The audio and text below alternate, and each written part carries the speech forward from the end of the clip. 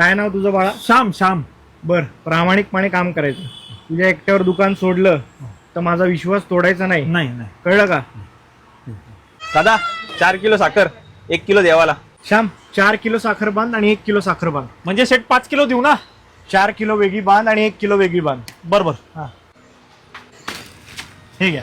किती आला ना? 250. धन्यवाद. अहो सेट 1 मिनिट, त्यांची 1 किलो साखर राहिली ना? अरे राहू दे राहू दे, ती साईडला ठेव. साईडला ठेव. कशाला? ठेव ठेव. दादा 3 लिटर तेल द्या ना आणि 1 लिटर देवाला. 3 लिटर त्यांना दे, 1 लिटर साईडला ठेव. 4 किलो तांदूळ, अर्धा किलो देवाला. 4 किलो त्यांना दे, अर्धा किलो साईडला. शेठ, मला एक कळत नाही, देवाला म्हणून म्हणतात आणि आपल्याकडेच ठेवतात, असं का करतात? कळेल तुला, कळेल. ठेव. बोला. दादा 1 किलो देवाची साखर देता? पगार झाला नाही का? हो ना, परवा होईल असं म्हणतो. घ्या घ्या.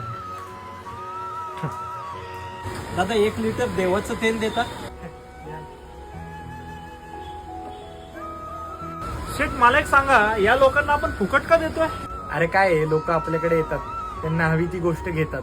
ज्यांची ताकद जास्ती आहे ते थोड्या जास्ती गोष्टी घेतात आणि सांगतात की हे देवाला. आणि मग ज्याला खरंच गरज आहे तो येतो आणि घेऊन जातो. फक्त नियम एकच, तुम्ही कष्ट केले पाहिजे, फुकट नाही देणार. ही लोक देवाला देतात, देव त्यांना देतो, आपण फक्त निमित्त आहे रे. चल आता माझ्या वाटणीचे 3 किलो गहू देवाला.